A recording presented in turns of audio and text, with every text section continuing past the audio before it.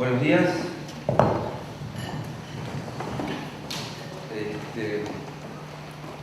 Para mí es un honor, un placer presentar a mi amigo, profesor José Juan Moreso,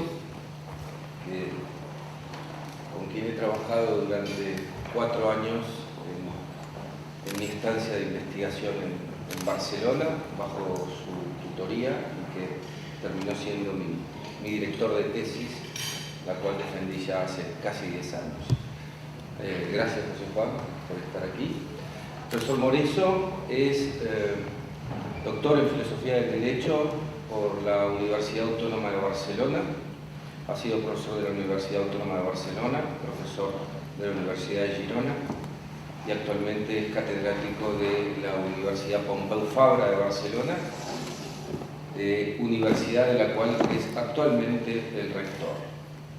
Ha tenido estancias de investigación en numerosas partes del mundo, por señalar Buenos Aires, cuando recién se había doctorado. Inmediatamente sus primeros estudios postdoctorales fueron con Carlos Nino y con Eugenio Bulili, aquí en esta universidad. Y después, bueno, ha estudiado con Joseph Ras en Oxford y en diferentes partes. Así que le paso la palabra. Gracias nuevamente, José Juan, por estar aquí. Muchas gracias, Juan Pablo. Muchas gracias de verdad. Ayer en la conferencia Carlos Nino lo decía, pero lo reitero porque a ver, algunos no pudisteis estar ayer. En realidad estoy muy contento de estar de nuevo en Buenos Aires. Buenos Aires forma parte de tantos amigos argentinos, de mi formación académica desde el comienzo. Yo trabajaba Juan Pablo, hice una estancia postdoctoral en el año 1990, ya hace tantos años acá, y trabajé con Eugenio Bulili y Carlos Nino, y trabajé físicamente en el Centro de Estudios Institucionales, en donde conocí entonces a Carlos Rosenkranz, Gabriel Bouzat, Roberto Mercadella, Marcelo Alegre y tantos otros que han sido amigos míos después durante mi trayectoria académica. Estos años, muchos de ellos han estado visitantes después en la Universidad Pompeu Fabra. Hemos tenido mucha relación con mi generación, que se extiende a estos otros jóvenes entonces. Todos éramos entonces jóvenes de Córdoba, que son Cristina Redondo y Pablo Navarro, con los que muchos de vosotros habéis escrito muchos libros. La relación fue con mi generación, ha seguido siéndolo, y fue muy buena, y ellos han estado en España con los profesores de filosofía del derecho, por supuesto, Eugenio Bulili, Carlos Nino, que los 3 años entre los 1990 hasta que murió en 1993 estuvo siempre algún tiempo en la Universidad Pompeu Fabra como profesor visitante, con Pachi Burr, que durante esos años estuvo prácticamente siempre también con nosotros, Carlos Zurrón también hasta su muerte algunas veces, y no quiero olvidarme de nadie, pero mi trayectoria académica no se entiende sin impronta importante. Yo digo que al principio, después ya uno se hace mayor y la gente lo sabe, ya recuerdo al principio, cuando yo era un joven doctor en España, los mayores de España creían que yo era argentino, porque peces barba, etc., creían que yo era argentino. Es de la prueba mayor de que mi formación estaba vinculada. Con lo cual estoy muy contento de esto. Y siento como otra casa mía, si lo puedo decir así, Buenos Aires y este lugar. Bueno, cuando Marcelo, que especialmente estoy agradecido por esto, me decía, bueno, puede ser también un seminario, piensa un tema que podamos discutir y que dé para discutir. Yo pensé, he seguido pensando algunas ideas desde entonces, pensé que un artículo que envié, un paper que envié publicado en Radio Juris en 2009, podría servir como esta discusión. Es un paper sobre los desacuerdos, ciertamente, sobre las discrepancias en el derecho. Este paper es un paper sobre las discrepancias en el derecho. Tengo este PowerPoint que, como el paper lo presenté, está...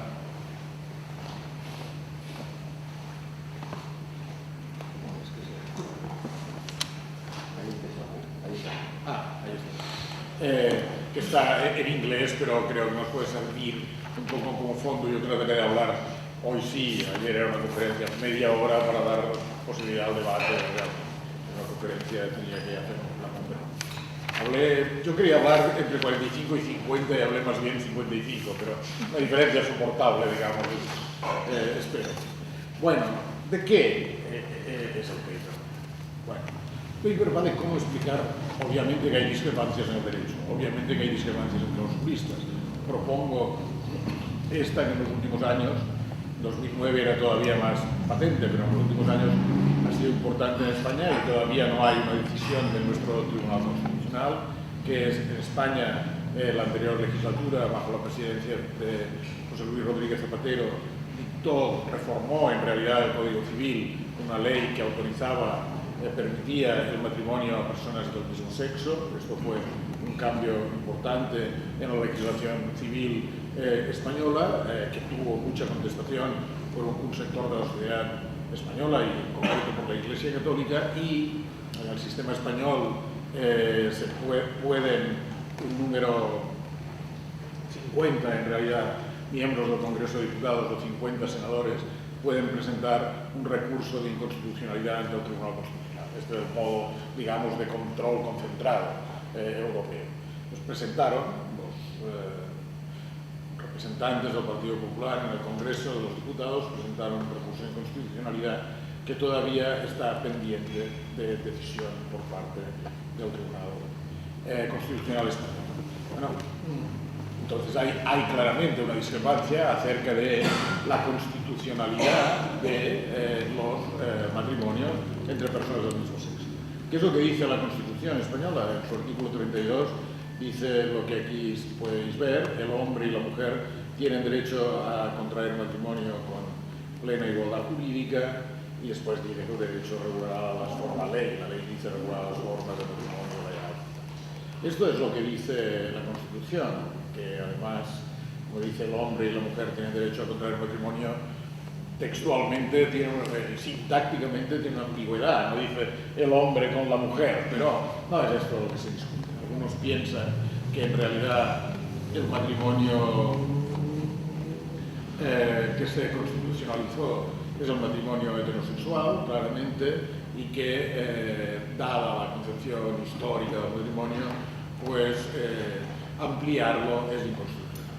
Pero no me interesa directamente este debate, sino mostrar que esta es una de las discrepancias que hay habitualmente en el derecho.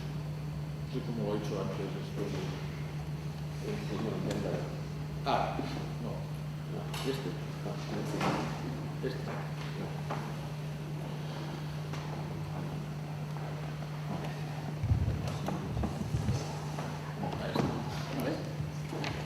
Bueno, la cuestión de las discrepancias jurídicas ha sido muy relevante en la filosofía del derecho contemporánea, sobre todo porque, aunque la primera crítica de Dworkin al positivismo jurídico que aparece en el libro de 1977 o 78, Taking Rights Seriously, es una crítica que tiene más que ver con la crítica a la regla de reconocimiento, que no puede dar cuenta de la existencia de principios en el derecho, en Laws Empire, en 1986, el gran argumento de Dworkin es el argumento que el positivismo jurídico no puede dar cuenta de los desacuerdos teóricos en el derecho. Este es el gran argumento. ¿Por qué?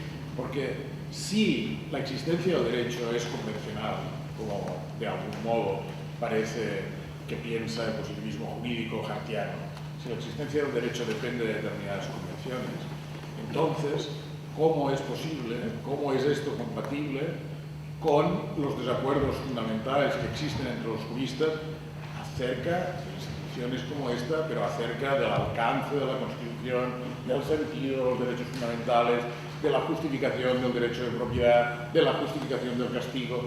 ¿Cómo es posible explicar esta gran cantidad de desacuerdos que se transforman en desacuerdos acerca de lo que el derecho requiere, acerca del contenido del derecho, si en realidad la existencia del derecho es convencional? Porque si la existencia del derecho es convencional, significa que estamos de acuerdo en que determinadas convenciones sirven para identificar el contenido del derecho. Entonces no pueden haber discrepancia de este alcance sobre las convenciones. Las convenciones en realidad son una cuestión de conocimiento común, de creencias compartidas. Es decir, Una convención, por decir, una simple es que es conducir, ahora no solo es una convención, sino una norma, pero conducir por la derecha, o digamos una convención que no es una norma jurídica. Cuando se interrumpe una conversación telefónica, es un ejemplo siempre de teoría de los juegos, la convención señala, para permitir la comunicación, no todos la siguen, pero la convención señala que volverá a llamar el que ha llamado por primera vez, de manera de no colapsar las líneas llamándose uno a otro, impidiendo conectarse. Esta convención lo es en la medida que todos creemos que lo es. Depende de nuestras creencias compartidas. Si dejáramos de creerlo, dejaría de ser una convención. Entonces, si el derecho es convencional, lo es porque todos creemos que el derecho se identifica de este modo y el contenido del derecho se identifica de este modo. Esta es la crítica de Dworkin y es una crítica, yo creo, potente. Muchos lo han pensado de este modo.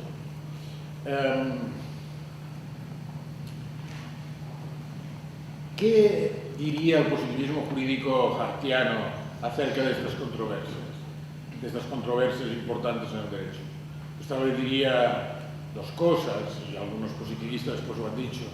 Una, que es una controversia, unas discrepancias de carácter excepcional, que en la mayoría de casos, en lo común, sí hay un enfoque convencional, y que hay los casos difíciles, que son una minoría, que no, la explicación convencional no los alcanza, y que en estos casos los jueces, los aplicadores del derecho, dado que el derecho no alcanza a determinar el comportamiento, los jueces tienen discreción.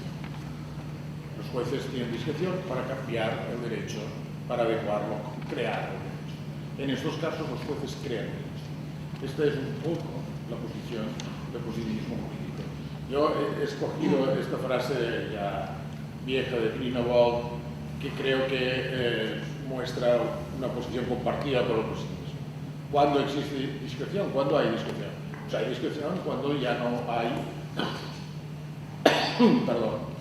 ningún procedimiento práctico que determine si un resultado es jurídicamente correcto. Juristas debidamente informados discrepan hacia cuál es el resultado de la controversia, y la decisión de un juez, sea la que fuere, no será considerada, sea la que fuere entre un rango admisible, no será considerada como un defecto, como una incapacidad de salir al paso de sus responsabilidades judiciales. Son, digamos, para decirlo así, faultless disagreements. Faultless disagreements. Faultless disagreements.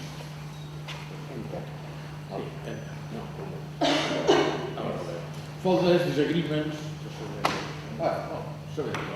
Faultless disagreements es en realidad una expresión que ha usado la filosofía, no del derecho, sino en otras ramas de la filosofía, digamos, filosofía del lenguaje, semántica y epistemología, y que se ha convertido en un tema desde hace 10 años. Un filósofo de origen alemán, Max Kelvel, que ahora está en Barcelona, que es profesor en Barcelona, escribió un artículo en Proceedings of Aristotelian Society, que siempre marcan, porque es siempre por invitación, estos papers en la Aristotelian Society, por invitación y con una exponencia previa, y siempre marcan temas de debate importantes.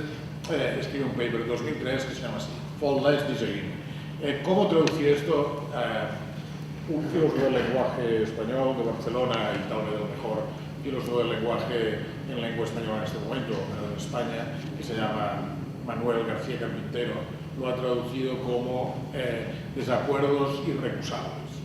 Vamos a seguirle. A mí me parece un poco solemne, irrecusable para faultless. Me parece un exceso de solemnidad, digamos, no es esto lo que dice en inglés, ¿no? Faultless, bueno, sin faltas como las faltas de un examen, sí. Pero, hombre, irrecusable. Pero, en fin, digamos, como lo ha dicho Manolo, pues digamos, desacuerdos irrecusables. Y ellos han pensado, para iniciar la discusión relacionada con cuestiones de filosofía del lenguaje, algunas de las cuales serán patentes después, y con la discusión acerca del relativismo, que en filosofía de los últimos años ha llegado a ocupar en todas las ramas y por diversas razones un lugar central. De nuevo, la discusión sobre el relativismo. Ellos han empezado esta discusión, después tratan de cuestiones de estética y de moral, pero han empezado como una discusión acerca de los juicios en materias del gusto, en materias de nuestros gustos, así lo han empezado. Enunciados como este, si son sabrosos los caracoles, son sabrosos, o Homer Simpson es divertido, o cosas de este tipo. ¿De qué depende la verdad? De proposiciones como los caracoles son sabrosos, Homer Simpson es divertido y cosas que tienen que ver con el gusto. Porque, bueno, aquí tiene cierta plausibilidad decir que si tú dices que los caracoles son sabrosos y yo digo que no son sabrosos, tenemos una discrepancia, pero no es una discrepancia en la que ninguno de nosotros cometa ningún error. Usan estos ejemplos porque esto parece plausible. Lo que pasa, esto es una derivación que usa Koelbel y usa otros, lo que pasa es que si aceptamos algunos compromisos muy plausibles, aceptar que estas dos proposiciones son verdaderas y que nosotros no hacemos ningún error, produce una contradicción. Y los compromisos, para decirlo en estos términos que lo dicen, son la convención de la verdad, el esquema de equivalencia. Dice Koelbel, es verdad que P es y solo si P, digamos, junto con esta otra convención acerca de cuando cometemos un error, es un error creer una proposición que no es verdadera, es un error creer una proposición que es falsa. Parecen dos muy plausibles compromisos. Estos dos muy plausibles compromisos producen una contradicción, porque si tenemos que A cree que P y B cree que no P, y después tenemos, por asunción, que P, que los caracoles, por ejemplo, son deliciosos, entonces podemos, por estos pasos, que son muy simples de derivación, mostrar que uno de ellos habrá de haber hecho un error. Esto es una demostración muy simple, esto porque lo hacemos así, pero esto no tiene más secreto que cuestionar las premisas. Pero ¿cuál premisa debemos cuestionar? La del esquema de la equivalencia, que es el esquema de la verdad, razonablemente parece que no. Tal vez la convención T, ¿no? Que es un error creer una proposición que no es verdadera. Pero también esto nos parece muy extraño, con lo cual parece que, digamos, no hay desacuerdos irrecusables. O hay desacuerdo y entonces hay error, o no hay error y entonces no hay desacuerdo. Este es lo que parece que nos lleva este argumento. Bueno, ¿cuáles son las respuestas posibles acerca de la sabrosidad de los caracoles? Entonces, yo creo que hay tres respuestas posibles y están en esta literatura sobre Paul Less Disagreement claramente. Hay una respuesta que es la respuesta realista, que dice que los desacuerdos irrecusables son aparentes, que no son irrecusables, que de hecho, aunque no nos lo parece, una de las proposiciones es falsa y por lo tanto o bien A o B ha hecho. Este es el enfoque realista. Después veremos cuán plausible es el enfoque realista para la materia del gusto, ¿no? Pero este es el enfoque realista. Pues hay un enfoque relativista, que duda cabe, que dice, hombre, lo que ocurre es que los caracoles son deliciosos solo significa algo como a mí me gustan los caracoles. Y entonces no hay desacuerdo, porque no hay desacuerdo entre a mí me gustan los caracoles dicho por mí y lo mismo dicho por Juan Pablo. Esto es como si yo digo yo estoy cansado y Juan Pablo dice yo no estoy cansado. Aunque la proposición indexical sin resolver los indexicales parecen contradictorias, en realidad no lo son.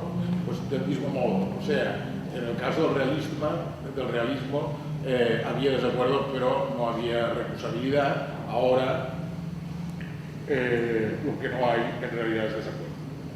Y después está el enfoque, digamos, expresivista, de acuerdo con la cual aquí no hay realmente contenido proposicional en disputa, sino lo que hay es expresiones emotivas de actitudes.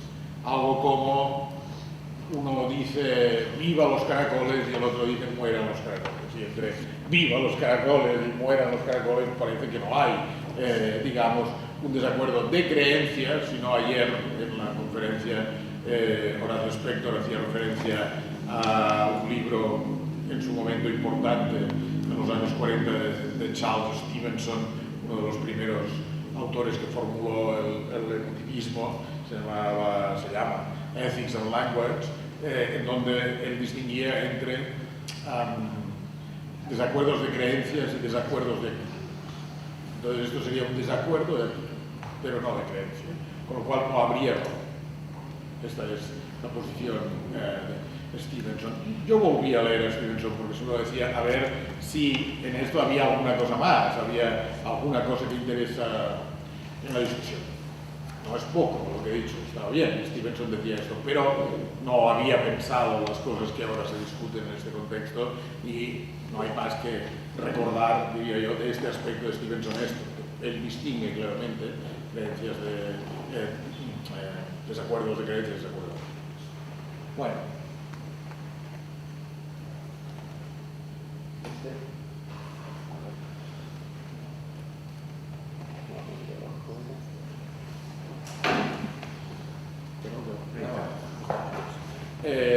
El enfoque realista.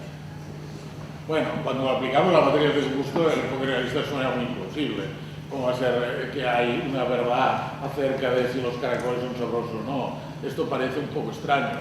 Lo que es sabroso no forma parte de la estructura del mundo, no es independiente de nosotros, parece que es dependiente de la respuesta, ¿no? Como dicen, response dependent, como lo dicen en inglés, dependiente de la respuesta, dependiente de nuestra reacción. Sin embargo, aún así, podemos entender que haya una disputa acerca de cuán sabrosos están los caracoles. Si la disputa, yo lo he explicado a veces así, se produce entre mi hija Julia, que tiene 12 años y odia los caracoles, y le extraña que su padre coma caracoles, odia los caracoles entre ella y yo, entonces, en realidad, como no hay ningún fundamento común, es una disputa, digamos, sin sentido, en realidad, sin sentido, porque ya aborrece los caracoles. Pero si la disputa fuera con mi amigo Jaume, amigo mío en la universidad, profesor de la Universidad Catedrática de Filosofía de la Universidad Pompeu Fabra, Jaume Casals, que le gustan mucho los caracoles como a mí, entonces tal vez sí se entendería la disputa, porque puede ser una disputa en realidad sobre si la salsa que los acompaña es la salsa adecuada, si están cocinados adecuadamente. Esto puede que entonces sí tuviera sentido la discrepancia. Entonces, uno puede convencer al otro diciéndole prueba lo mejor, esto, si le pones el punto de salsa adecuado te gustará. Esto sería posible.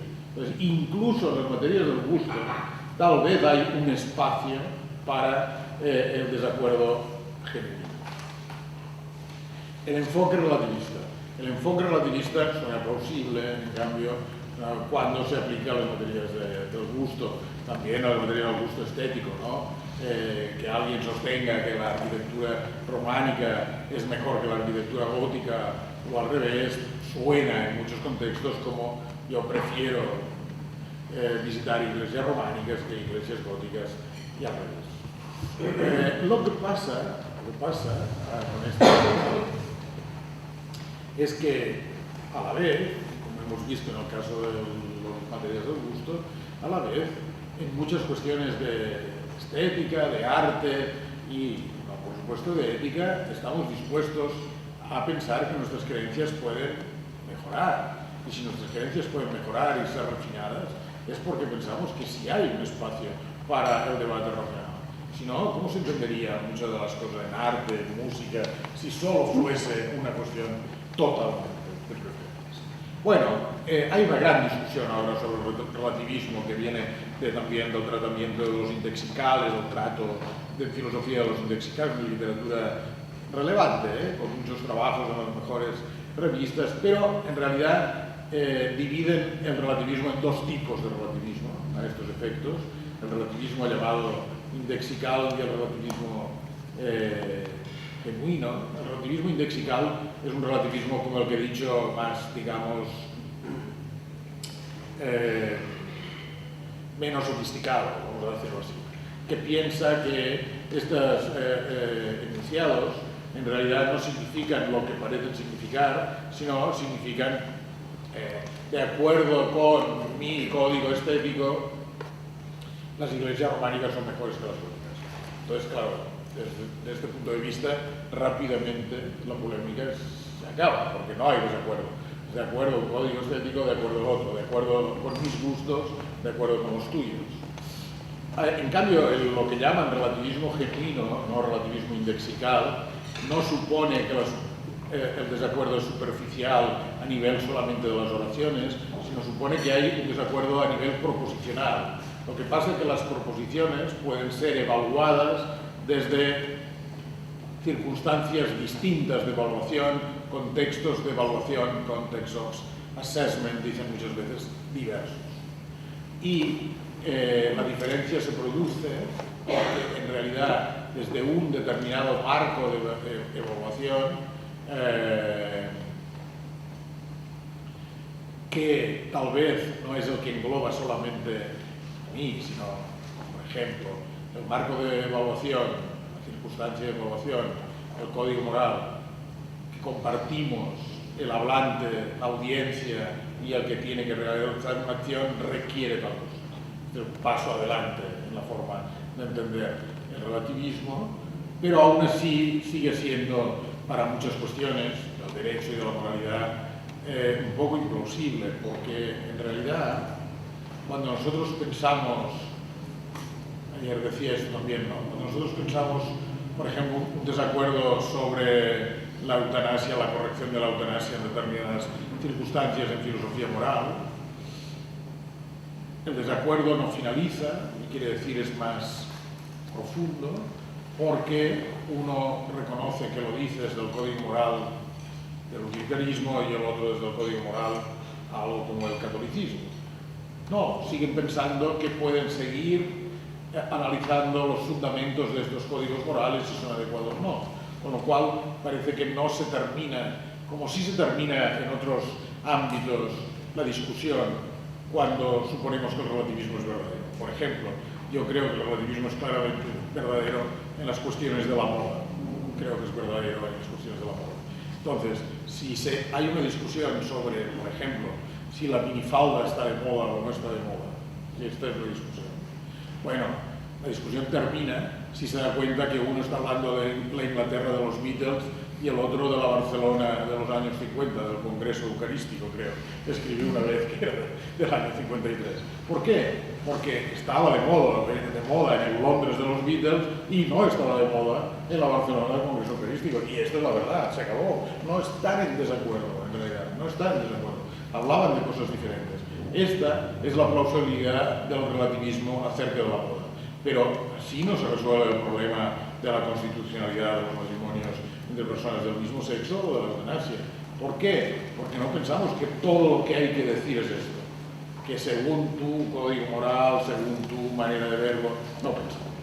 Bueno, queda un poco el expresivismo, que es bien conocido en materias de valor, obviamente, que es la posición emotivista en ética.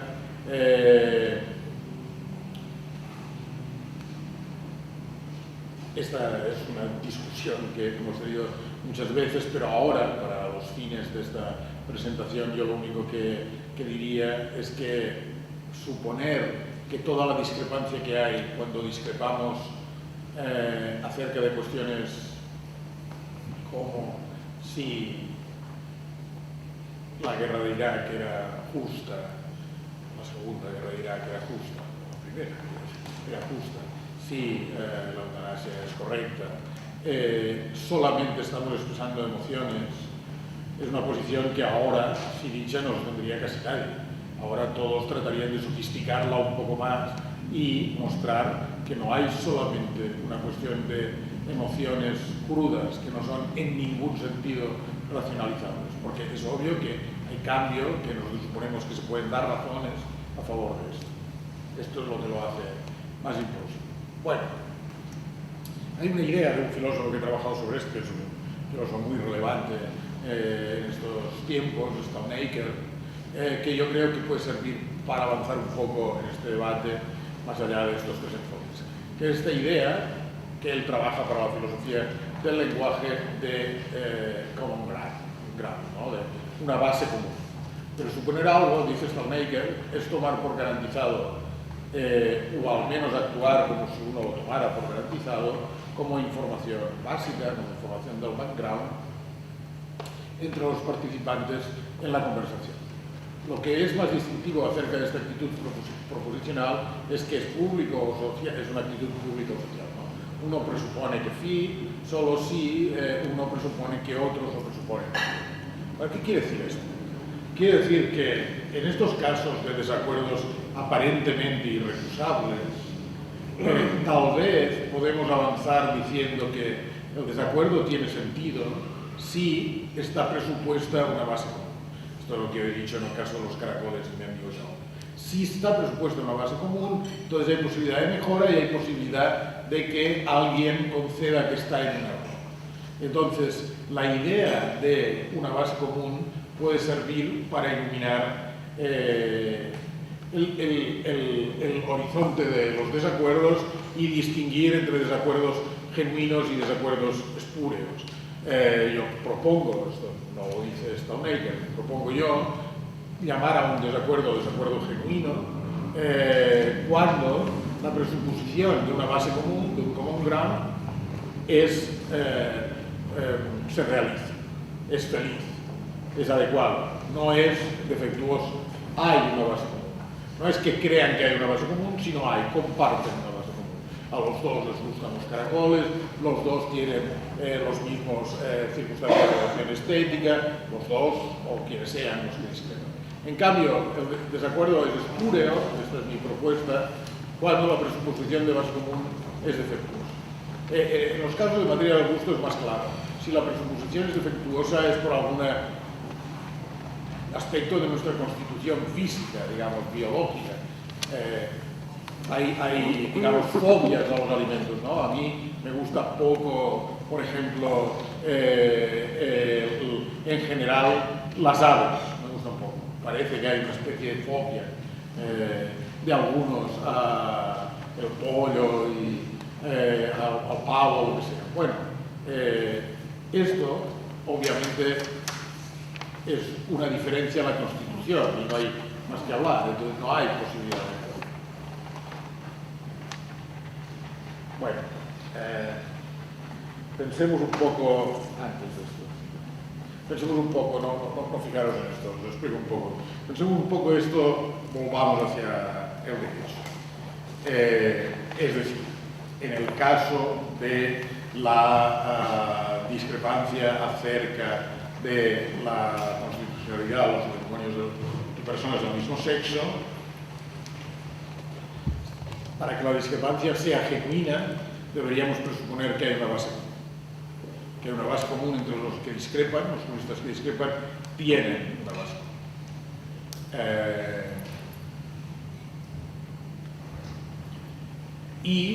Si no hay una base común, entonces el desacuerdo sería espúreo, entonces no sería resoluble, entonces no sería realmente un desacuerdo jurídico, no sería un desacuerdo.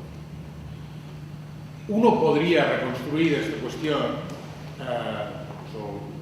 lo digo yo, sino otros autores que han ocupado de eso han dicho algo semejante, suponiendo que algunas veces hay una base común y hay un espacio en donde los desacuerdos son genuinos en el derecho, y algunas veces no hay una base común y entonces son espurios.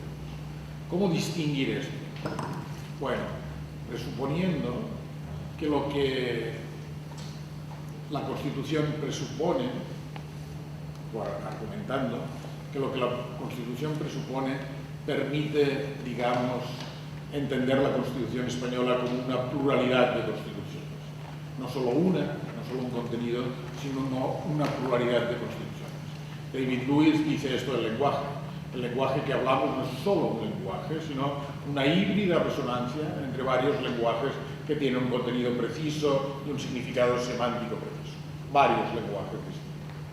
Y entonces hay un enfoque para tratar la variedad del lenguaje, que ahora no importa tanto, que este enfoque superevaluacionista que sostiene que si una proposición es verdadera en todos los lenguajes, es compartida por todos, hay una base común para ella, entonces es súper verdadera, utilizan este lenguaje. Si es falsa en todos, es súper falsa. Si en algunos es verdadera y en otros no, en estos casos sería donde habría una cosa como discrepancia irrecusable. En estos casos no hay modo, la discrepancia espúrea y no hay modo de avanzar en estos casos. Esto podría servir, por ejemplo, para los caracoles. Con las personas que no les gustan los caracoles, esta discrepancia es espúrea y no hay nada más que hacer. Podría servir para el derecho en casos muy recalcitrantes. Pero, ¿cuál es entonces la posición de Dworkin? ¿Cuál es la posición de Dworkin al respecto? Bueno, Dworkin, algunos han dicho, esta profesora que es profesora Rodríguez Blanco, Verónica Rodríguez Blanco, es profesora en Inglaterra, pero es venezolana. Verónica sostiene que hace falta robustecer a Dworkin, contra lo que Dworkin dice también en Justicia para Erizos, en el sentido de hacer de Dworkin realista para que lo que él dice sea posible. Para que haya una respuesta correcta es necesario leer a Dworkin como un realista, realmente como un realista. Esto es lo que sostiene. Así se entendería que Dworkin sostenga que unos están equivocados aunque hay discrepancia y otros están en la verdad cuando sostienen que la pena de muerte es cruel, que el matrimonio entre personas del mismo sexo es constitucional, etc. Dworkin, lo recuerdo, y por esto a mí me interesaba lo del common ground, distingue al principio de Laws of Empire entre propositions of law y grounds of law. Y los grounds of law son precisamente los presupuestos que fundan la verdad de las proposiciones jurídicas. Estos son realmente los grounds of law para Dworkin. O sea que los grounds of law de Dworkin se parecen mucho al common ground de Stalnaker. Y es más, en este libro sobre la democracia de Dworkin, que tal vez es el último antes de Justice for Hedgehog, is the Democracy Possible Here, ¿cómo es? Is Democracy, es así. En este libro Dworkin tiene una forma de reflexionar sosteniendo que si nos tomamos en serio la reflexión en filosofía política en Estados Unidos, que es su caso, hay proposiciones más básicas que deberían aceptar y que iluminan el significado de la política en Estados Unidos, que deberían aceptar los dos grandes partidos de Estados Unidos, argumenta de este modo, para ver la plausibilidad de las posiciones que defienden. Porque Dworkin,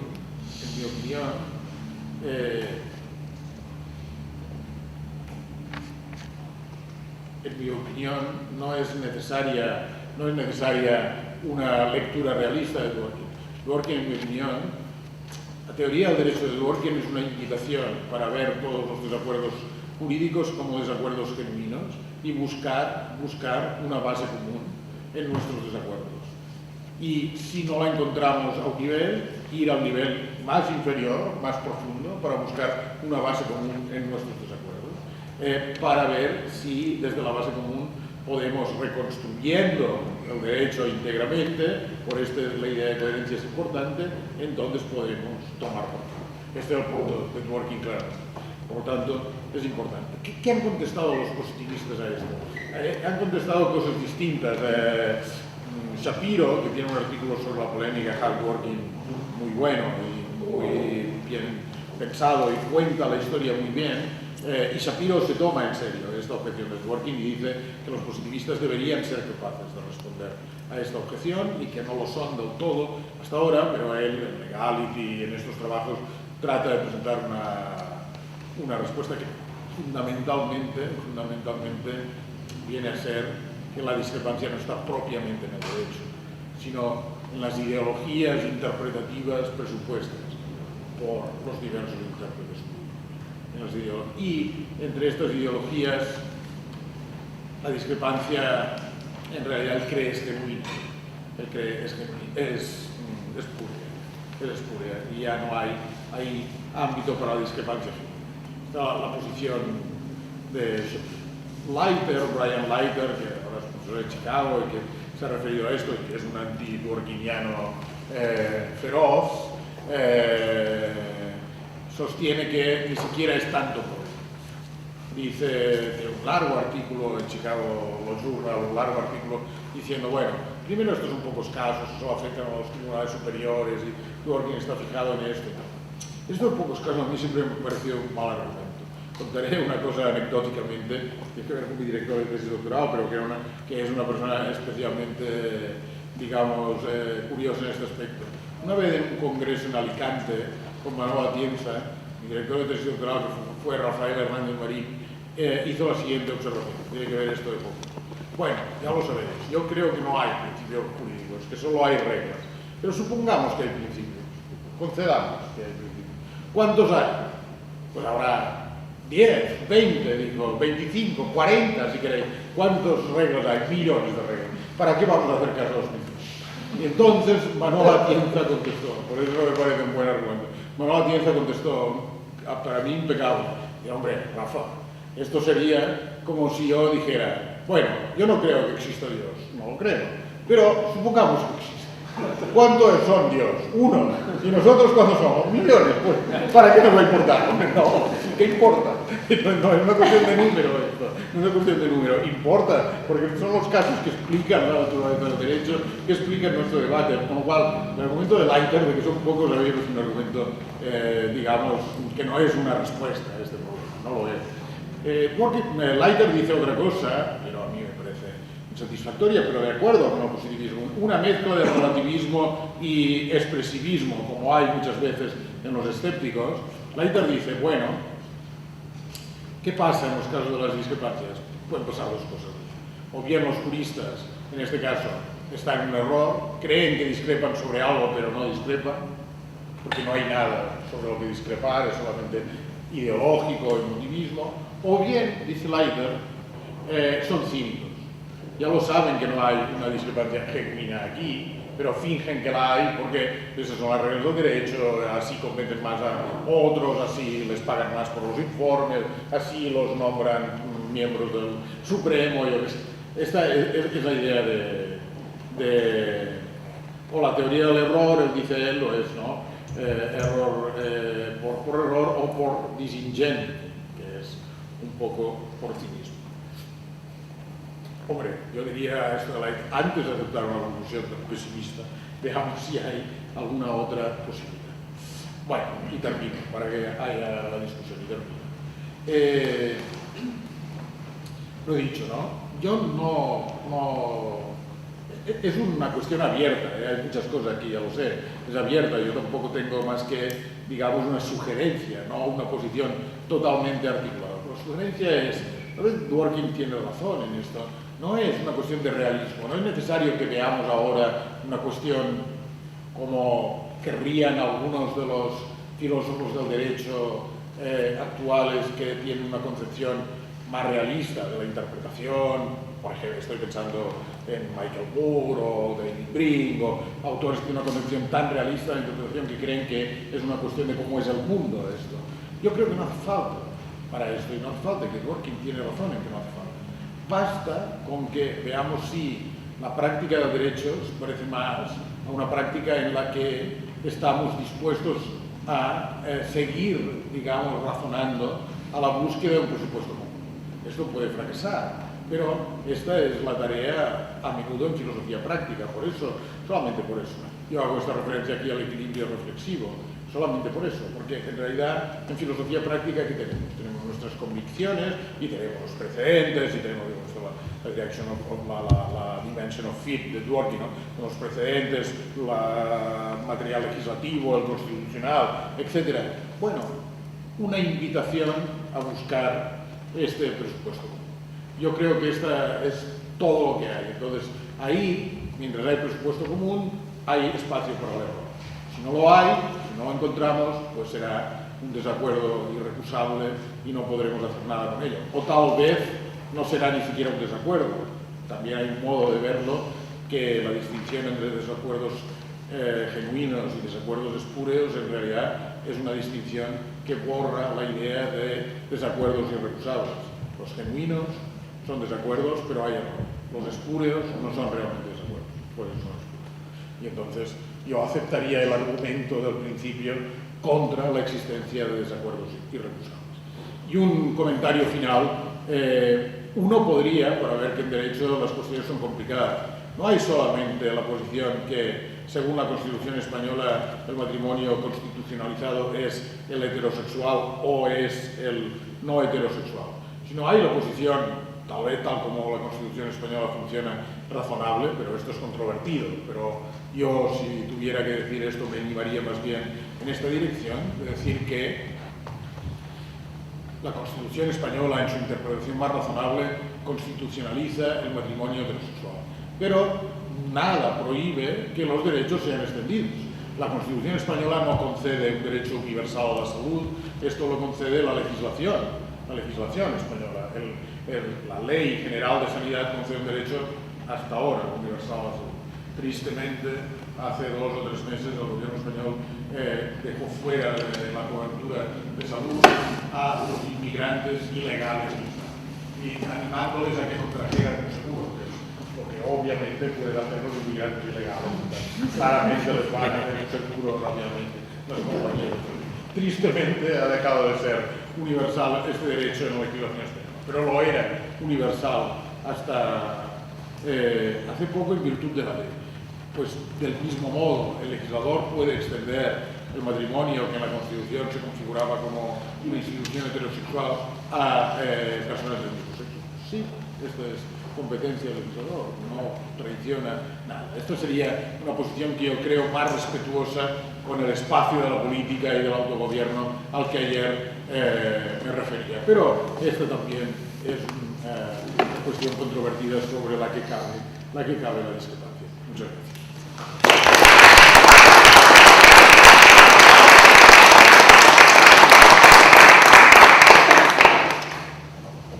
Bueno, muchas gracias. Voy tomando nota para dar la palabra a quien quiera hacer uso de ella. Profesor Pacheco. Tengo algunas perplejidades respecto de este tema. Para empezar, vamos a suponer que concebimos el derecho como algo convencional. Digo vamos a suponerlo porque yo esté en desacuerdo, tal vez esto merecería algunos matices. Pero en todo caso, ¿sobre qué convenimos? Convenimos, mediante votación o acatamiento, convenimos ciertos textos. Pero estos textos no implican que haya también un acuerdo sobre su interpretación. En la medida en que los textos son ambiguos, hay un espacio de interpretación sobre el cual no estamos muy seguros, yo diría nada seguros, de que haya acuerdo. Esto se multiplica cuando hablamos de los principios. Los principios son muchísimo más vagos que los textos legales. De tal modo, la convención acerca del derecho no es completa, queda abierta a divergencias. La pregunta del millón es si estas controversias tienen una right answer, como diría Gorky.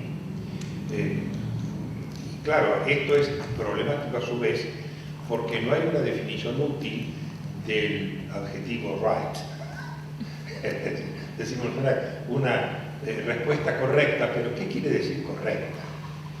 Es decir, para esto tendríamos que decir qué método usaríamos para determinar cuál es la respuesta correcta. Y en este aspecto, vos mencionaste algunos ejemplos. Los caracoles son sabrosos. 2. Esta es la salsa más adecuada para los caracoles. 3. El matrimonio homosexual es justo. Yo no veo ninguna diferencia entre estas 3 proposiciones, en el sentido de que son maneras de decir engañosas. Y digo engañosas porque sugieren la existencia de un método común para discernir las controversias al respecto de ellas.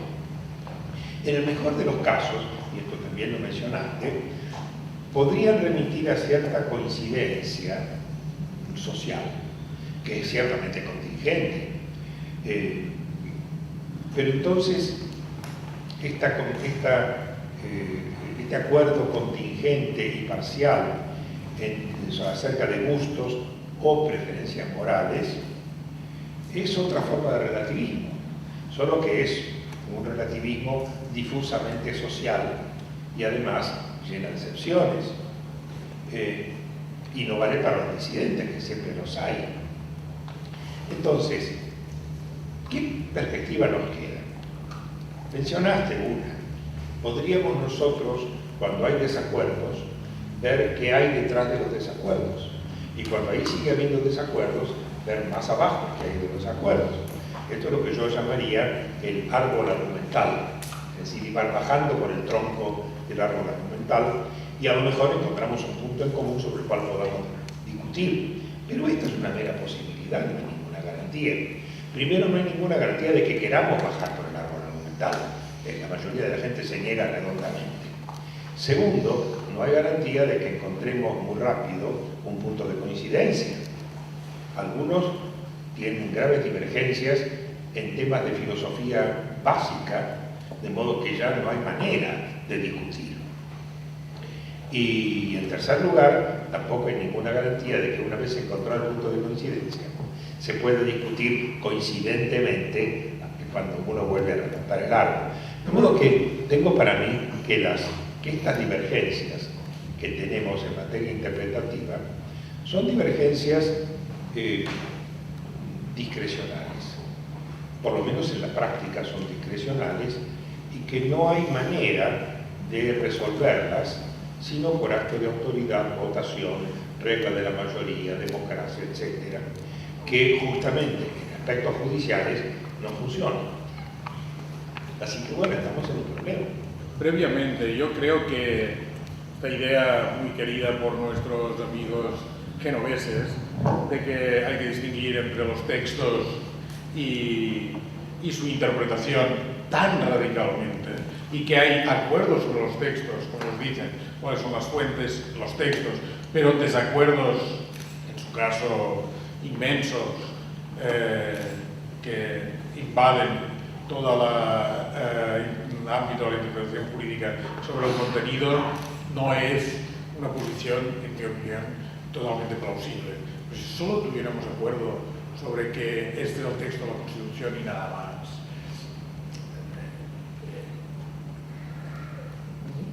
la práctica del derecho no tendría ninguna estabilidad.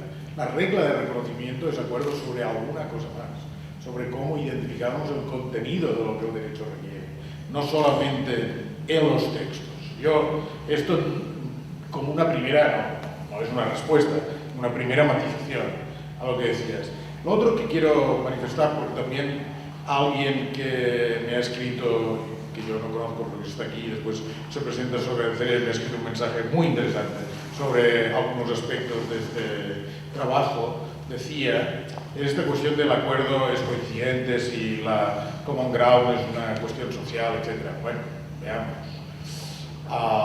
Es un acuerdo contingente, si solamente social, que valor tiene, relativo también.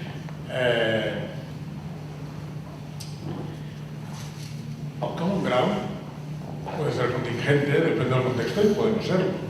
El common ground puede ser un common ground, digamos, incluso en la conversación común, un common ground que depende de cómo es el mundo, de cómo son las cosas. Si lo hay, si no, no. Pero uno está en lo cierto y el otro no. Si discutimos sobre dónde estuvimos cenando ayer por la noche, y en realidad este es el punto de la discusión, pero uno está confundido y cree que discutimos dónde vamos a cenar hoy, pues está en desacuerdo falsamente y no hay acuerdo común, pero se puede determinar cuál debería ser el acuerdo. Pero esto es menor. Lo que me parece más importante es el árbol argumental y lo que decías de los actos de autoridad.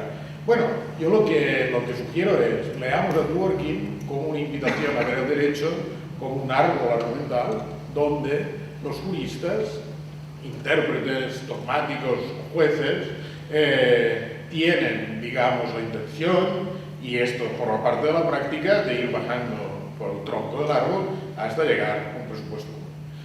¿Cómo sabemos si hay un presupuesto común o no?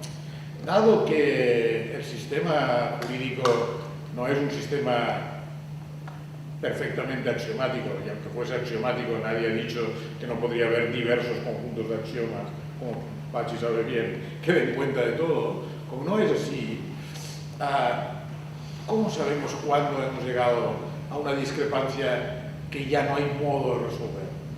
Yo creo que mientras tengamos paciencia, esto lo hacemos continuamente los filósofos, nunca pensamos que hemos llegado a ese punto y ya nos vamos a casa. En filosofía no lo pensamos nunca. Pensamos que siempre hay un espacio para dar más razones y tratar de convencer al otro. ¿Por qué no imaginar la práctica del derecho como una práctica argumentativa de este tipo? En el sentido de siempre es posible dar razones. Siempre es posible. Esto yo creo que es la invitación de Dworkin. Cuando Dworkin estuvo en Barcelona discutimos un poco esto, porque hay una cosa en la que yo estoy de acuerdo contigo en que hacen falta actos de autoridad. Si solo fuera esto, entonces el derecho sería, la práctica del derecho sería como un seminario de filosofía política, y parece que no es solo esto. ¿Cuál es la diferencia? Esto no lo he tratado aquí, pero yo creo que la diferencia es que el árbol argumentativo, para tomar tu expresión, que es muy buena, el árbol argumentativo funciona en las discrepancias acerca del contenido del derecho. Pero el derecho es un conjunto de reglas que fijan los comportamientos y es un conjunto de procedimientos. Y esto es lo que lo hace ser derecho. Un conjunto de procedimientos que establecen quiénes tienen la autoridad para determinar si se han seguido las reglas o no. Eso produce una tensión irresoluble a la que todos nos hemos ocupado, así muy bien en su ya viejo libro sobre el sistema jurídico, todos nos hemos ocupado muchas veces, pero que, así lo he dicho muchas veces, la respuesta es que es una tensión irresoluble. Es decir, si tenemos reglas y tenemos procedimientos para determinar si las reglas se han seguido o no, puede ocurrir, claro, que una autoridad diga que la regla se ha seguido y no se ha seguido y al revés. Puede ocurrir inevitablemente. Esta tensión no hay forma de resolverla. Pero como el derecho es una cuestión de reglas y procedimientos, es cierto que el derecho tiene procedimientos, en esto sí tiene razón yo creo el positivismo y el convencionalismo, tiene procedimientos finales que determinan la cuestión a los efectos institucionales. No es que no podamos seguir discutiendo sobre si siguió la regla o no. Poner un ejemplo de esto. Ejemplo de Estados Unidos, pero es bueno, tiene que ver con Dworkin, y se lo dije a él. La decisión de la Corte Suprema de Estados Unidos, en el caso tal vez más importante para la política americana de los últimos años, Bush versus Gore, sobre si debían ser recontadas o no las papeletas de Florida en la primera elección de Bush Jr. como presidente de Estados Unidos, es una decisión muy polémica. Muy polémica. Dworkin mismo editó un libro para criticar esta decisión, con participantes, juristas importantes criticándola. Pero no hasta el punto de decir que el derecho americano impedía que Bush tomara posesión como presidente, porque los procedimientos son estos. Es decir, lo hacía de modo incorrecto desde el punto de vista del contenido de las reglas, pero de modo correcto desde el punto de vista del procedimiento, porque el procedimiento establece que la palabra definitiva la tiene la Corte Suprema. Debemos dar cuenta de ambas cosas. Yo creo que la doctrina, la concepción de Dworkin, no da cuenta suficientemente de este segundo punto, del punto de que al final hay procedimientos, y estos claramente son convencionales.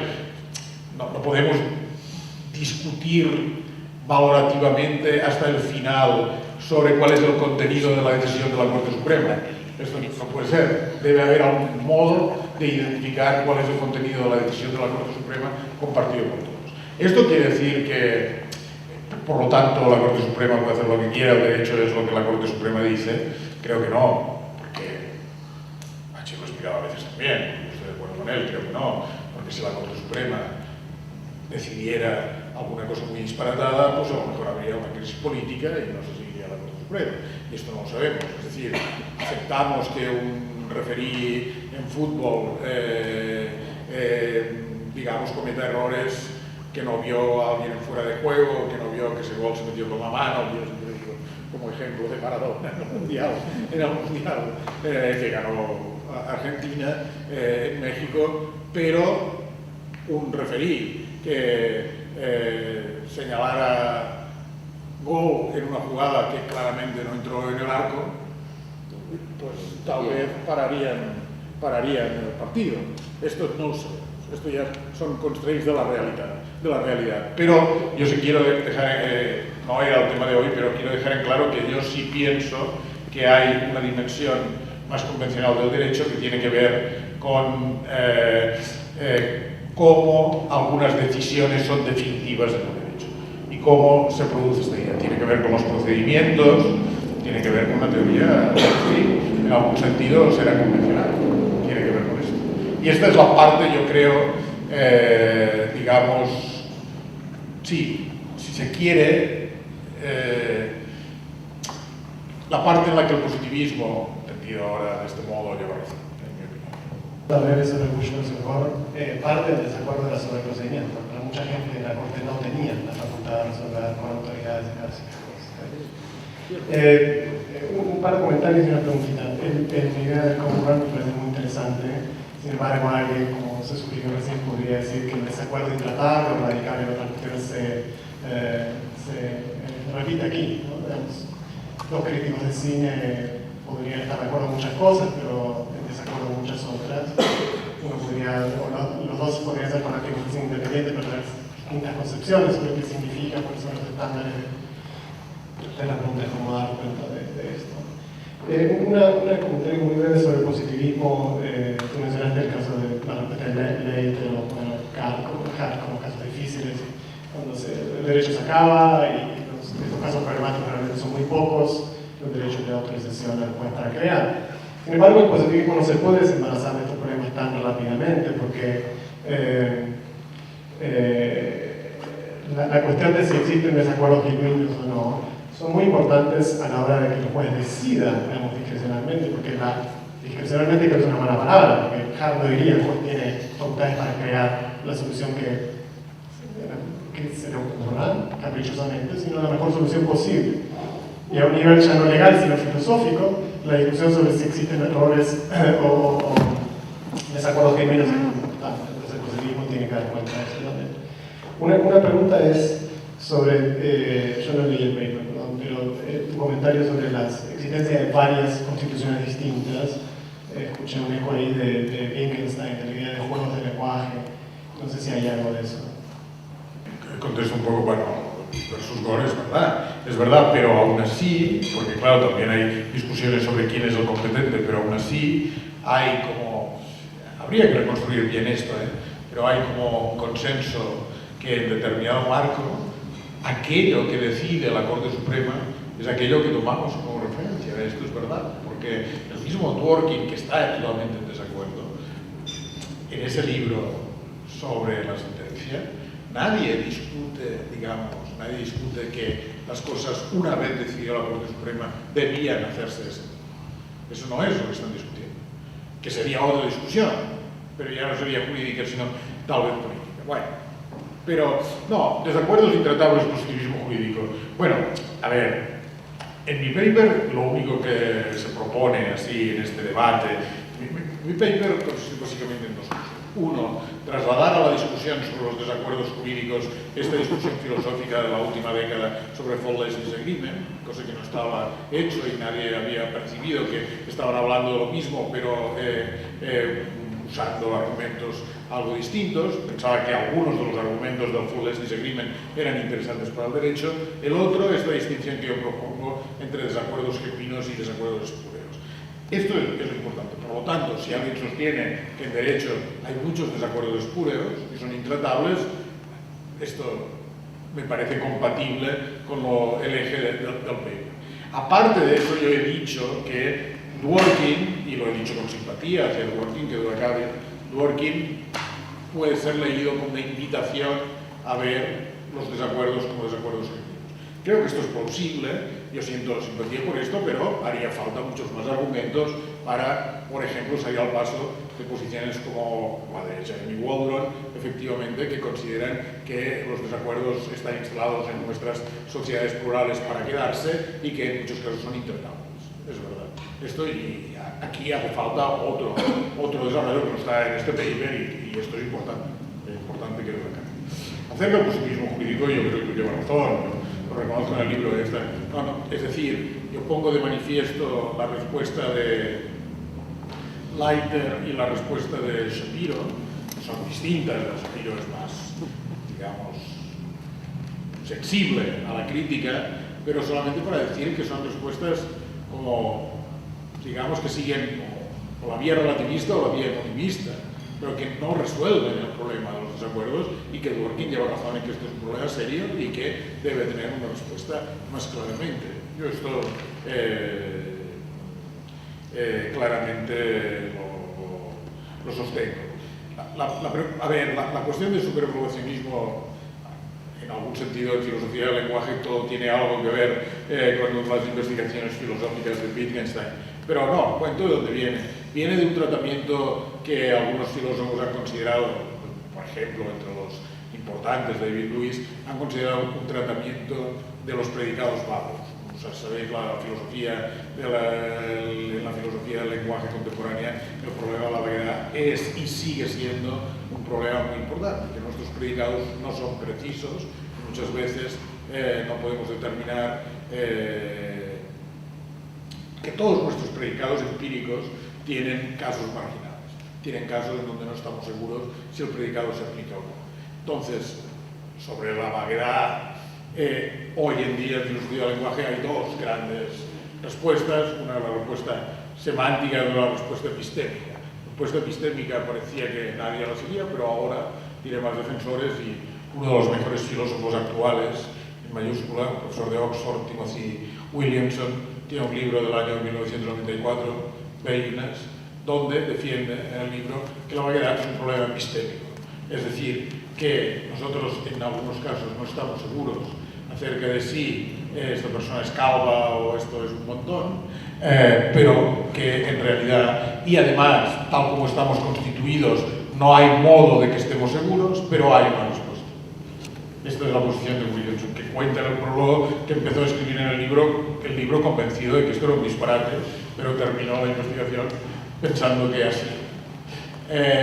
Y la otra es la cuestión semántica, que es la mayoría todavía, que piensa que no. Uno de los modos de tratar este problema y responder, digamos, a la paradoja de Sorites, según la cual si Bill Gates es rico, esta es la primera premisa.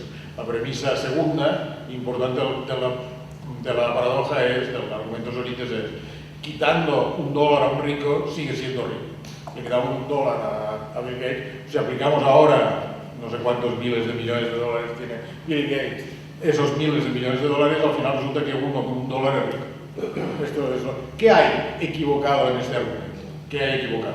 Tiene muchas respuestas, ¿no? Pero la respuesta superevaluacionista lo que dice es que el predicado rico tiene muchas formas de completarse, diversas formas de completarse, y en cada forma hay un nivel preciso. Digamos, para una precisión del predicado, uno deja de ser rico cuando pasa a tener menos de $100.000 o $1 millón o lo que se quiera, y otro en otro lugar, otro en otro lugar, otro en otro lugar.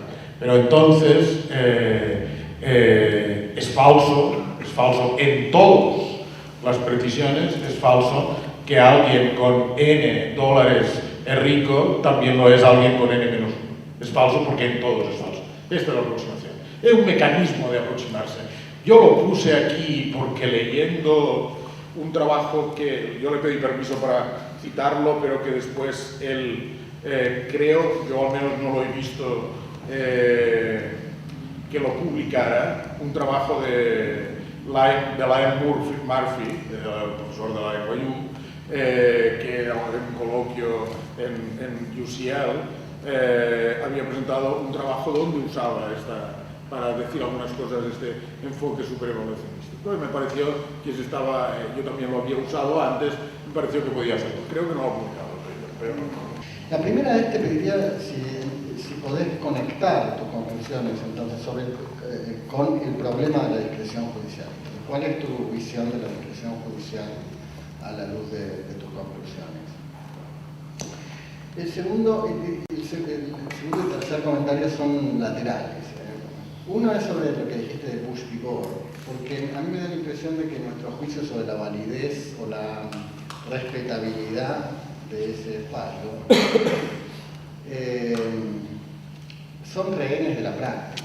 Es decir, si Gore no hubiera concedido la derrota, si los demócratas se hubieran movilizado y hubieran decidido desobedecer, etc., Durkin estaría escribiendo artículos en el New York Review of Books diciendo por qué Bush nunca debió asumir, es un presidente ilegítimo, etc. Me parece que fue un acto de fuerza y simplemente la sociedad norteamericana bajó la cabeza. Podían no haberlo hecho, y nuestros juicios sobre la validez de este fallo serían distintos, ¿no? Hay veces en que la argumentación jurídica y los hechos se juntan.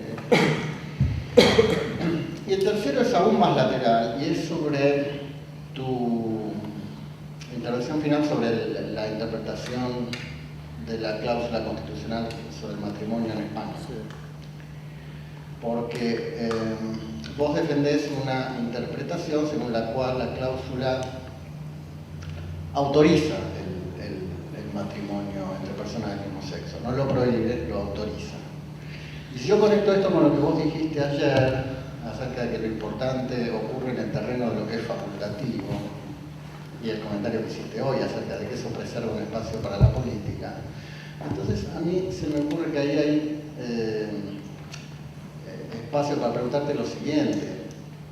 Otra interpretación alternativa es que la Constitución española requiere garantizarles tanto a hombres y a mujeres, y a todos, o sea, más allá de su orientación sexual, el derecho al matrimonio. De modo que allí la legislatura no tendría la facultad, está obligada a reconocer el matrimonio homosexual. Pero fíjate que esto no elimina lo facultativo. Lo facultativo digamos,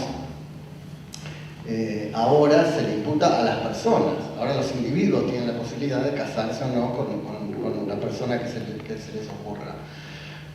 Entonces esto, conectando con lo que dijiste ayer, a veces lo que es facultativo para la autoridad implica que deje de serlo para las personas. Entonces algo que aparece como cercenando el espacio de la política. Por ejemplo, decir, no, la Constitución no da alternativas. Acá hay que permitir el matrimonio homosexual. Quiero saber, tal vez desde tu perspectiva, vos lo verías como algo a lamentar a partir de que deja menos margen a la política. Pero resulta que le deja más margen a las personas. Digamos, las personas son más que los legisladores, ¿no? Ese era el comentario. Si sería bueno, o si te resultaría útil distinguir para este análisis de lo que es facultativo para las personas y para la autoridad. Comienzo con esto, al revés.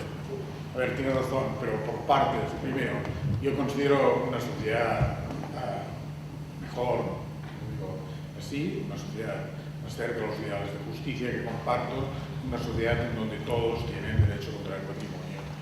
Esto es lo que yo considero. Con lo cual, a mí comparto el ideal. Pero acerca de cómo es nuestro diseño institucional para conseguir que nuestras sociedades se acerquen a los ideales de justicia,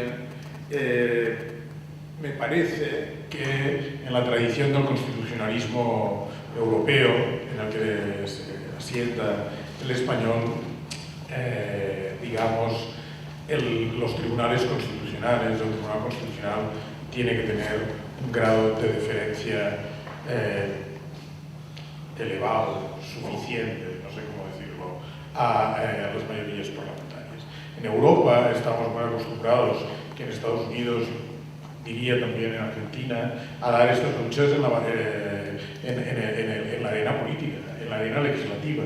Hart decía, no recuerdo dónde, que él se había sorprendido mucho cómo Roe versus Wade podía zanjar de un plumazo algo que en Inglaterra había costado años y años de lucha legislativa política.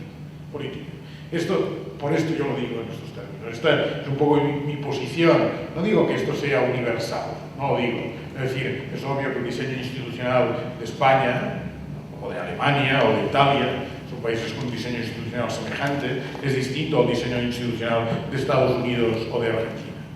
Entonces, en el diseño institucional de Estados Unidos o de Argentina, yo creo que la Corte Suprema puede tener un grado de deferencia menor que en el sistema político europeo. el sistema político europeo, al final, fundamentalmente, el Tribunal Constitucional es un poder, casi diría, políticamente, estoy hablando, no jurídicamente, poder constitucional, que no cabe, pero delegado de las cámaras. El Tribunal Constitucional español tiene 12 miembros, 8 de los cuales son nombrados por las cámaras, 4 por el Congreso de los Diputados y 4 por el Senado. Y esto hay que tenerlo presente. Esto es lo que quiero decir. Por lo tanto, no estoy en contra de lo que tú dices como argumento menos facultativo para la autoridad, más facultativo para los ciudadanos, me parece impecable y lleva razón. Estoy, digamos, a favor de un determinado modo de entender el papel del Tribunal Constitucional en el sistema como España. Esto es controvertido, pero está un poco alineado con lo que yo creo dicen los mejores constitucionalistas en España, incluido un amigo común nuestro, doctor Borgell, que es Víctor Ferreira, y que ha pensado mucho sobre el grado de deferencia que el Tribunal Constitucional debe tener al Poder Legislativo. Creo que esta explicación hace falta para entender por qué yo decía esto. No es como una cuestión de principio, no es que esté así. Uno podría desarrollar un argumento de la protección, un argumento a partir de la igualdad en la Constitución española que abarcara también que hay un derecho de todos, porque si no se los trata desigualmente. Yo creo que este argumento es bueno moralmente. Es esta razón institucional la que me impide, digamos, darle totalmente cabida. Bush versus Gore, estoy de acuerdo contigo, que esto habría podido pasar. Mi punto no era tanto esto, porque entonces lo que habría pasado es que la sociedad americana habría creído que la Corte Suprema había roto las reglas del juego y ya no debía ser seguida, y por lo tanto, porque claro, eso habría producido una crisis política de mucha consideración, porque no hay mecanismos institucionales para resolver eso. Es decir, si Gore hubiera dicho, yo soy el presidente legítimo, y hubiese tenido respaldo en la sociedad americana, más respaldo que López Obrador, digamos, para entendernos, más respaldo que López Obrador, y hubiese conseguido esto, entonces, obviamente se habría roto. Yo estoy de acuerdo. Mi ejemplo solamente es decir, hay un punto en el que en circunstancias normales, cuando se rompen estas circunstancias, no lo sé, una teoría que es política, sociopolítica, en circunstancias normales nosotros consideramos que el final de un procedimiento es aquello que debe hacerse institucionalmente, con independencia de que a la vez consideremos que no siguió las reglas. Este es el punto importante, yo creo. A la vez consideremos eso. Esto, en los casos normales, es obvio que no es así. Muchas decisiones del Tribunal Constitucional español son discutidas, debatidas por todo el mundo, en España por muchos juristas, pero aceptando que los jueces, a partir de ese momento, deben decidir de acuerdo con ello. En España hubo un caso muy claro, ahora hace 4 o 5 años, había muchos juristas, el propio Tribunal Supremo había opinado así, había muchos juristas que creían que determinadas rescisiones de los contratos de los profesores de religión, tengo que explicar ahora, pues si no se entiende nada. En España, la religión es una materia optativa en las escuelas públicas, pero necesariamente las escuelas deben ofrecerla, y la religión católica, y los padres pueden elegir que sus hijos cursen esta materia en virtud de los acuerdos con la Santa Sede que fueron aprobados un poco antes que la Constitución española. Esto es lo que establece. Entonces, ha habido otras decisiones que han complicado la cosa. Los profesores de religión deben, de acuerdo con el acuerdo de Santa Sede, tener un certificado de idoneidad que emiten los obispos en España. Certificado de idoneidad. Entonces, pero ahora los profesores de religión son contratados por el Estado y pagados por el Estado directamente. No los contrata el obispado, que esto sería distinto. Ahora son contratados por el Estado, pero necesitan el certificado de idoneidad. Muy parecido. Hay una provincia de Argentina donde pasa. Entonces, ¿qué ocurre? Ocurre que cuando algunos obispos dejan de conceder el certificado de idoneidad, cuando algunas personas, a juicio del obispo, no se comportan de acuerdo con la doctrina católica. Normalmente ocurren personas que se divorcian, personas que dicen cosas en clase que no parece, o que tienen una vida pública que al obispo le parece que no. Entonces lo despiden. Además, los tribunales laborales acostumbran a declarar improcedentes estos despidos y la indemnización cae sobre la administración del Estado, que es el que paga con todo. Esto había creado una situación, como veis, considerablemente digamos, preocupante, y había decisiones de diversos tribunales superiores de las comunidades autónomas en España en el sentido que estas decisiones eran totalmente ilegales y que los obispos no tenían esta competencia. Y el Tribunal Constitucional, por unanimidad y con ponente la presidenta entonces, que es una catedrática de Derecho del Trabajo, María Emilia Casas, que algunos conocéis, dijo que esta era una cláusula constitucional porque había que interpretarla de acuerdo con los acuerdos con la Santa Sede. Los acuerdos con la Santa Sede establecían esto con claridad. Al final era optativo, alguien podía ser o no profesor de religión. Él ya sabía que para serlo necesitaba la idoneidad del obispado, y lo otro era consecuencia de determinadas decisiones de la administración educativa que siempre podía revertirlas. Quién les pagaba, cómo eran contratados, esto eran decisiones de la administración educativa en las que el Tribunal Constitucional no entraba. Bueno, ¿qué ocurre a partir de esto? Ocurre que, contra lo que pensaban muchos juristas, ahora los tribunales superiores deben aceptar que estos despidos son procedentes y que los obispos tienen esa competencia. Y lo aceptan, aunque muchos estén en contra de la argumentación del Tribunal Constitucional. Esto es lo que quiero decir. Lo más importante que me preguntaba con razón Marcelo es cuál es mi posición sobre la discreción judicial. Es una pregunta oportuna entre hoy y ayer, yo lo entiendo. Oportuna dado también lo que piensan algunos juristas. Yo pienso que la teoría de Hart, que es la teoría que empieza con la discreción judicial, es una teoría inadecuada de la discreción judicial, que da demasiado espacio a la discreción judicial. Y allí expliqué por qué me parece que esto se hace obvio en Ras. Ras concluye entonces, aunque él es oportunista moral, etc., concluye entonces que en todos los casos en que hay aplicación de conceptos valorativos, conceptos morales, que son muchísimos de los casos importantes, los jueces crean derecho, cambian el derecho, no hay pauta previa aplicada. Esto me parece una exageración, me parece, digamos, una mala teoría de la discreción. Lo digo claramente porque esta es la pregunta de Marcelo, merece una respuesta clara. Esto quiere decir que yo entonces me he convertido en defensor totalmente de la tesis de Dworkin de right answer. Yo diría, la tesis de Dworkin como una invitación a, sí, me he convertido. Sí, una invitación a me he convertido. Como una tesis, digamos, como una tesis que asegura que todos nuestros desacuerdos, también los más intratables, van a ser resueltos, no. En este sentido no me he convencido. Es decir, con una invitación a abordar así las cuestiones, sí, me he convencido, pero soy también capaz de comprender que habrá casos en que no hay modo de que nos pongamos de acuerdo en qué debería haber hecho el tribunal y que el desacuerdo parece intratable.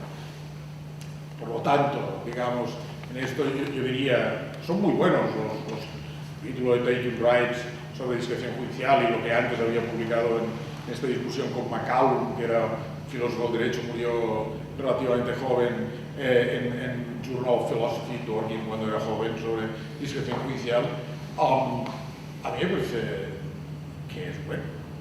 La distinción sobre tipos de discreción de Dworkin es verdad, que esto es bueno. Ahora, también él ha dicho cosas distintas sobre right answer, ¿no? Es, a ver, ¿es un ideal right answer o es en realidad una cuestión estructural? Si es un ideal, yo lo comparto. Sí, yo creo que tengo dos o tres preguntas.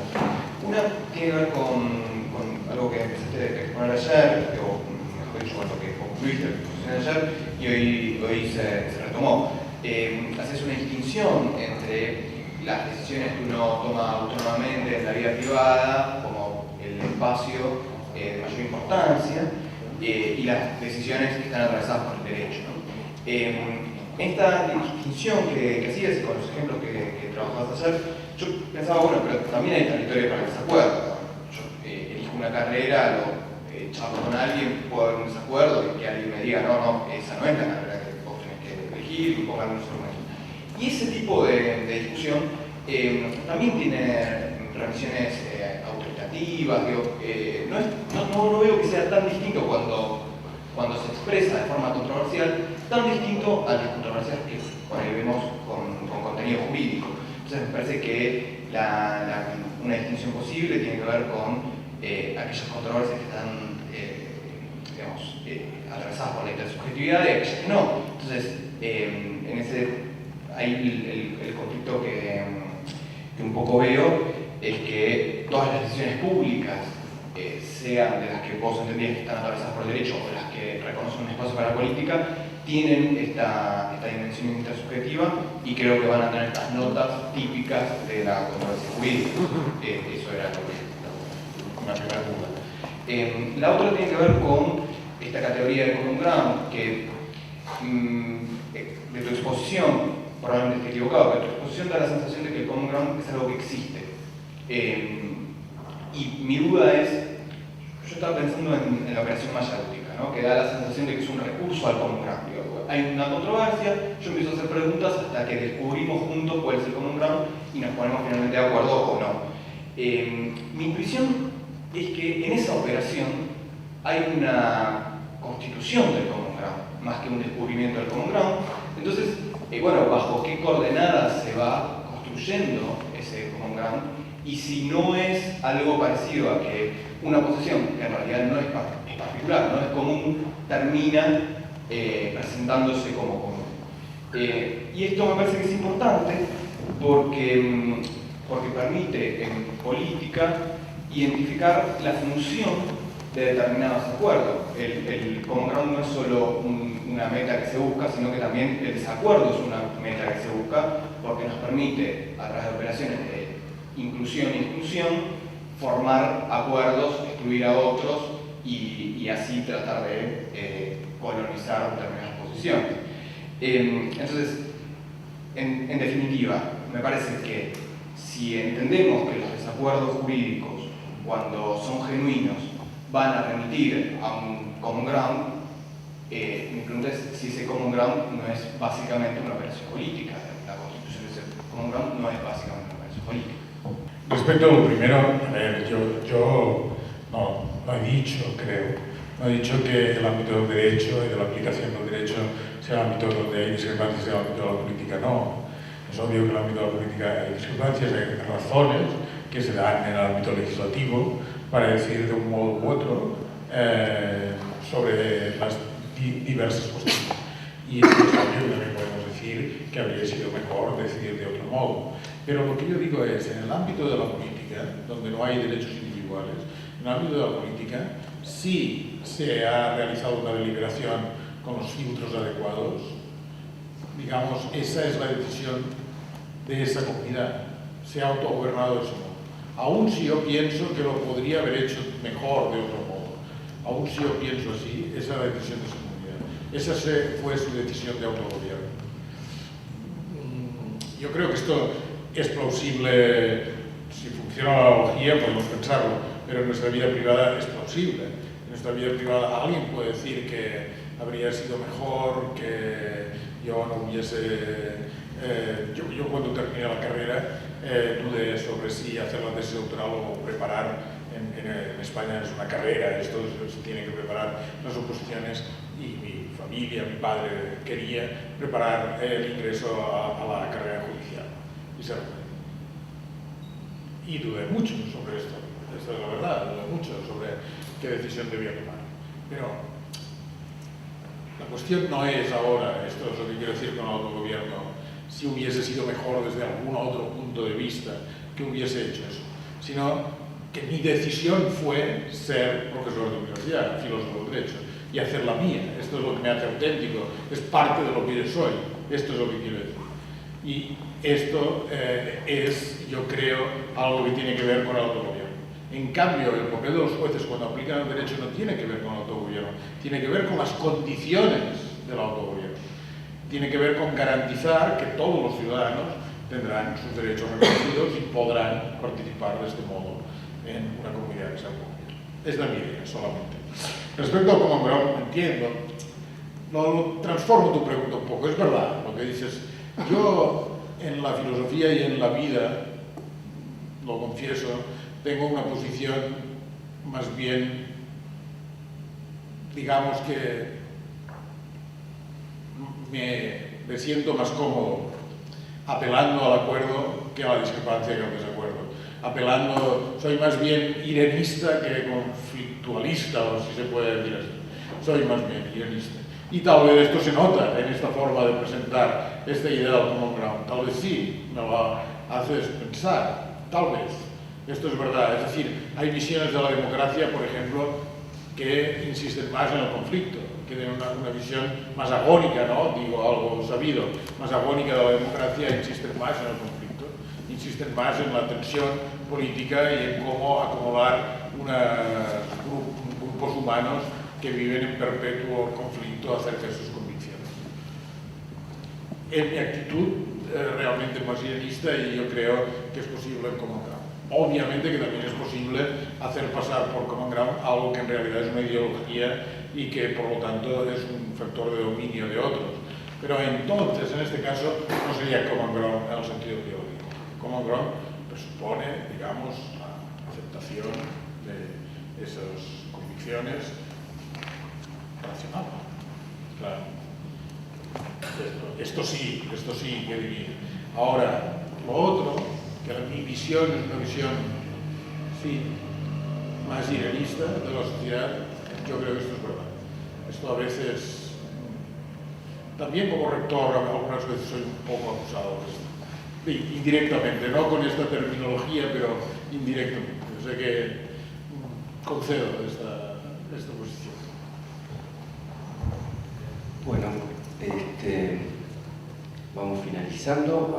Quiero agradecer a la profesora Mónica Pinto, que se ha retirado, pero que, bueno, ella ha estado predispuesta, muy bien predispuesta para que se hagan estas dos sesiones. El profesor Marcelo Alegre, que se ha ocupado de que se lleven adelante, y por supuesto al profesor Moreso por sus dos conferencias. Muchas gracias.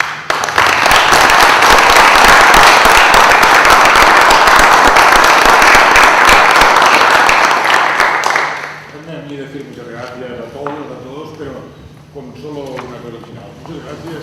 Estas dos sesiones, como he tenido ayer y hoy, para mí han sido de también no fue vaquerías, ha sido un baño intenso de siempre me sucede cuando estoy en Buenos Aires, en Argentina, conozco a gente joven que no conocía, de un vigor intelectual, académico y de un rigor y una capacidad como yo, digamos, hacía tiempo que no encontraba. O sea que me he sentido muy bien y os felicito y os animo a continuar en esta dirección, y todos sabéis que en Barcelona tenéis un amigo cuando paséis por ahí. Gracias.